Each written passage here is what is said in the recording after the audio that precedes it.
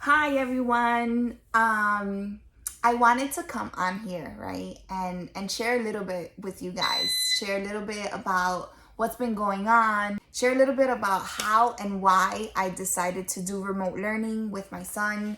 Sometimes you never know, right? You never know who can relate to you or who needs to hear something and stuff like that, right? So why not share? In the beginning, when remote learning started in general, oh my God, it was the hardest thing. It was the hardest thing. I was so lost as a parent. I was so lost as a teacher. I was just frustrated, right? I didn't know what to do. I didn't know how to be organized. And it was working with a system that was also trying to figure it out, right? So it was like disorganized on both ends, right? Outside of the house and inside of the house. Me and my son, we were just frustrated. We didn't get each other, and I think it was a mutual feeling, right? He was frustrated with me, and I think, like I was frustrated with him, or just frustrated with the idea, and it came out onto him. It was a very trying situation. I remember I kept telling myself, like, thank God I'm not a teacher. I can't do this. Thank God this is not my career. And that was just my attitude all around, right? Which was terrible. I think as a parent, it was terrible. But hey, like, we're human, right? And it happens, and as long as you recognize it, right, and you try to do better, then that's the goal, right? I was so frustrated, and in the middle of my frustration, I started applying to jobs. And I said, I can't do this. Like, I need to go back to work. I need to do what I'm good at, and that's social work. And so I just need a social work job, right? So I started applying for work where I can still stay at home, because I still knew, right? I still knew that I had to still be here. I have two little kids. Like, where am I going, right? So I was looking for work or at least what I thought, to give me purpose, to do what I'm good at, to fulfill my career, because why do I have a degree? Now, out of all the jobs that I applied to, only one job called me back. And it just so happens to be the one job that I applied to that wasn't remote. Maybe that's why they called me back, because they know I'm trying to work if it's not remote. When they call me back, they do kind of like a pre-interview or like a pre-screen or whatever, where I get to learn more about the position and stuff like that. When I learned that it was an in-person position, I almost immediately told her, or told the person, that I wasn't interested. And so she told me, she asked me about my experience, and she also told me that I wasn't someone that she was looking for, because I didn't have at least 1 to 2 years in that specific position. So we told each other, like, hey, you're not it for me, kind of thing, right?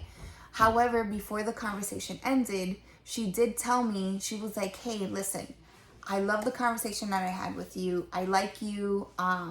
You seem like such an engaging person. So then she was like, I would love for you to at least come, at least visit, meet the team, ask questions, and just see, right?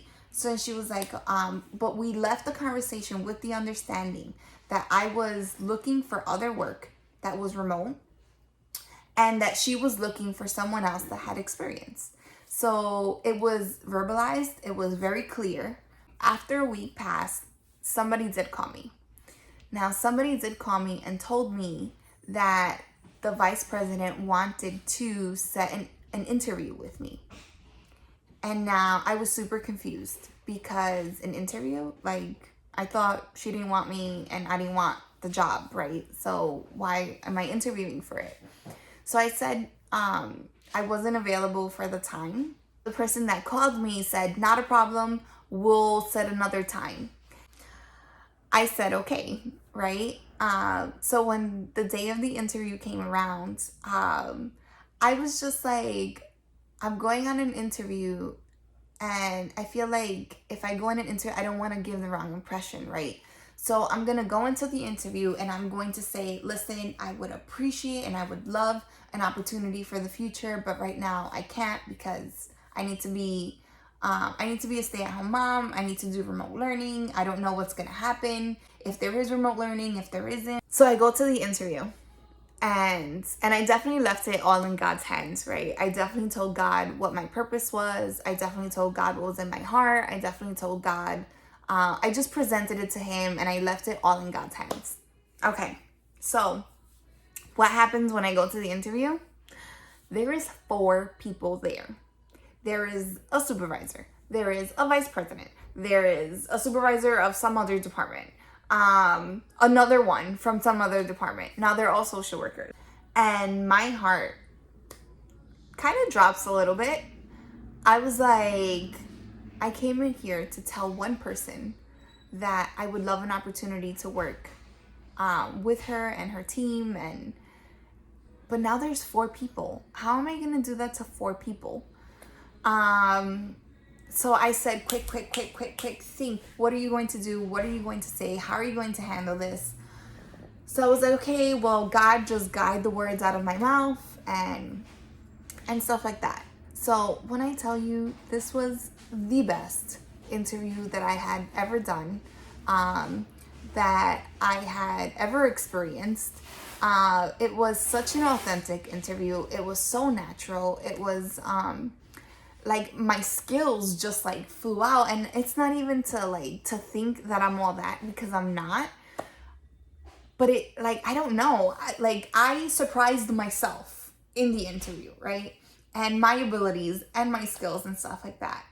And I think it was reciprocated, right? Because I felt the exact same about them. Like, I would have it would have been such an honor and such a pleasure and such a blessing to work on a team with such amazing people that were all around the table. Okay, so here comes the final question. They asked me, how comfortable do you feel, given the pandemic, working in a place like this?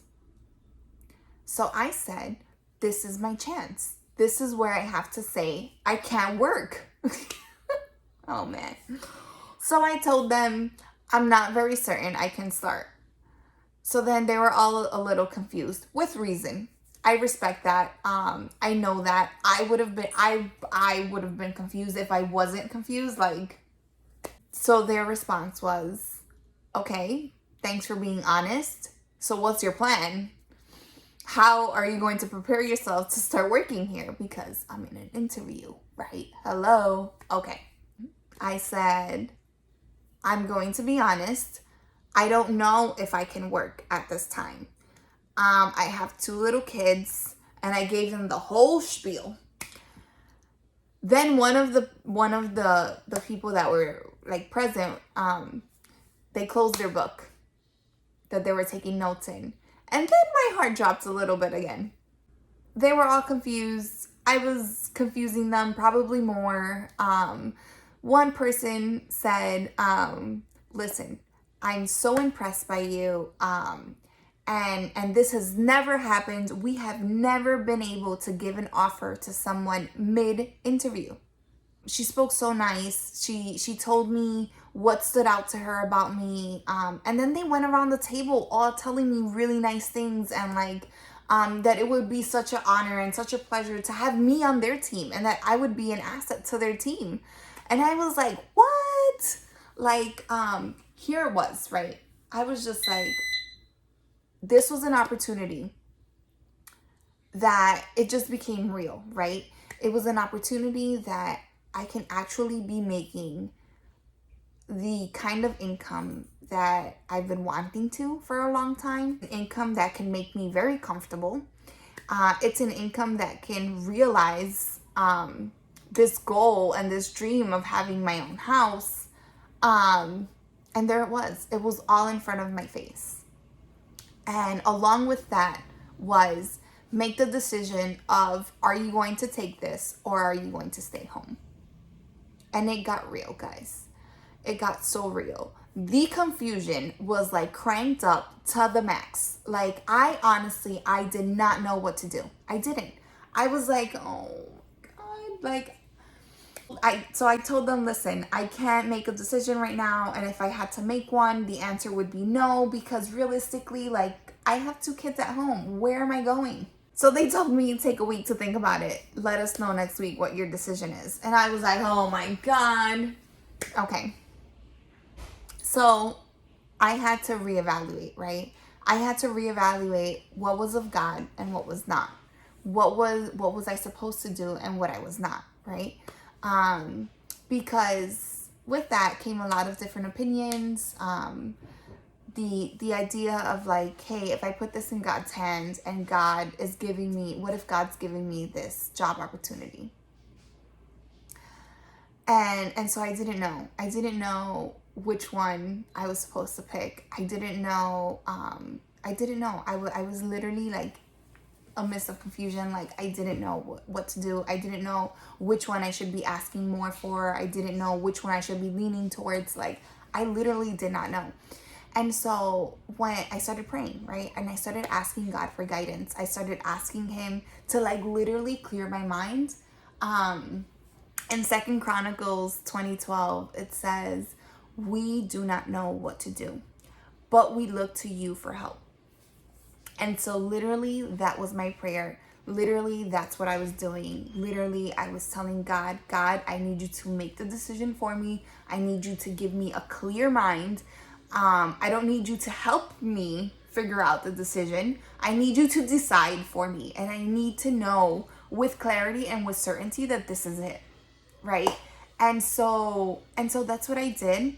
And I can't even explain it to you. It wasn't something that happened. It wasn't a big event. It wasn't anything, but like literally from night to day, I woke up one time and I had this mindset that I'm not going to take this job. I am going to do remote learning. I am going to teach my son. I cannot have expectations on other people for something that I cannot do myself, or so I say that I cannot do. For as much as I say that I am not a teacher, for as long as I say that I cannot do something, then I will never do it. Right? And when it comes to the money and when it comes to the income, God will always provide. I know that. I've lived that. I'm certain of that. And so that was my decision. And so when people started asking me, what are you going to do? I was no longer frustrated. I was no longer confused. I was proud to say, this is what I'm going to do. It was a lot of different opinions, a lot of different, this is what I think you should do. This is what I think you should do. This is what I think you should do. But listen, I did what I had to do, and that was ask God. And I'm really happy. I'm really proud. But I'm going to tell you, it was not an easy decision. And I know that it's not an easy decision all around, right? It's not an easy decision for absolutely anybody. There's people that have options, and then there's people that don't. And I feel that. I've lived it. And I'm not saying that there's any right or wrong answer, right? But for us, this was the answer, right?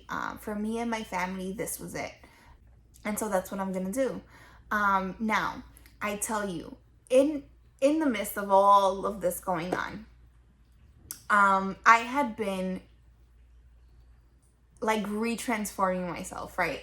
And I mean that in a physical sense, right? I mean that in a physical sense, and I mean that all around. A while ago, I had this hair crisis, and this hair crisis, it made me desperate, right? My hair was falling out. My hair was just unmanageable. I hated hair wash day. I couldn't deal with it.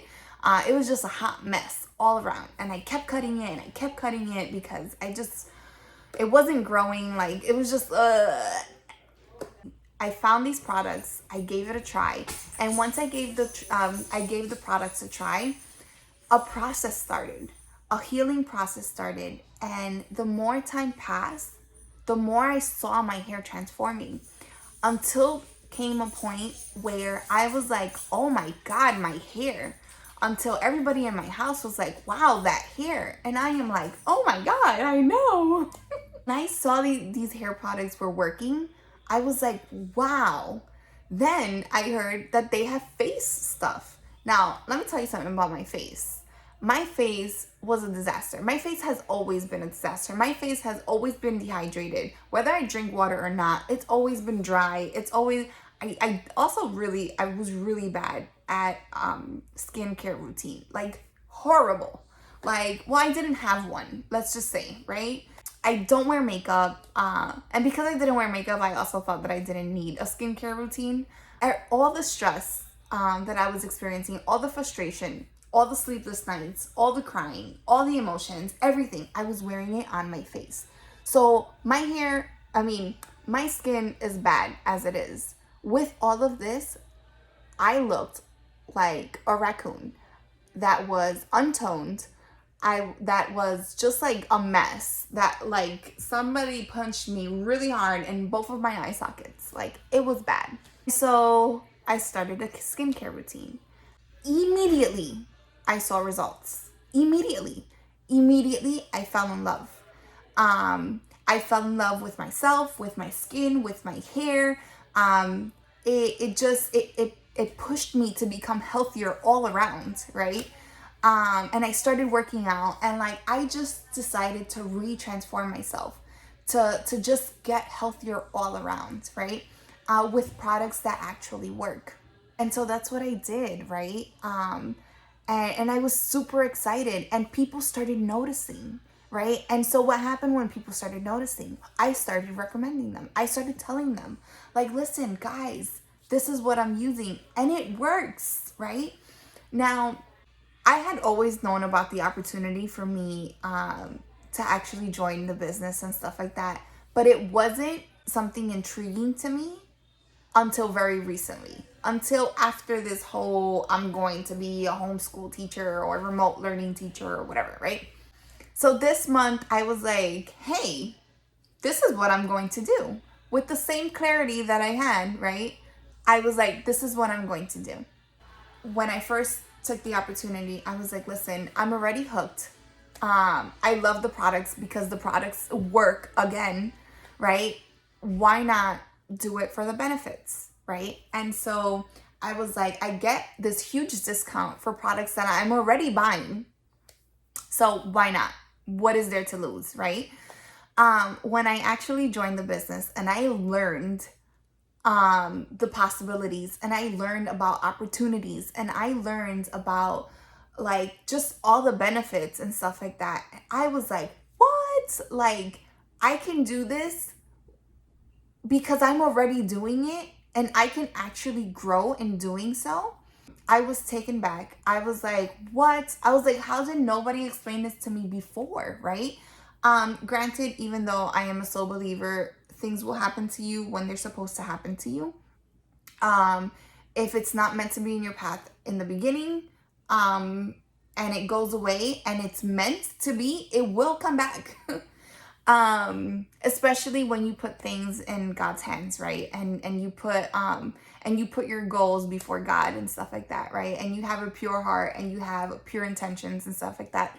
I really, really believe that that's, like that works.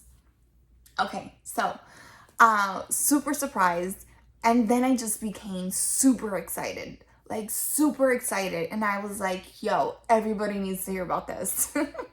Anyways, guys, I come to share that with you. I don't know who identifies with any of my situation, but I want to tell you that for this month only, it's $1.99. You get a box that's solely for you, and hey, if you don't like it, then you don't like it, and you can get a refund and absolutely no risk. Like, I think it's so amazing. Again, like, I am testament, like, the products work.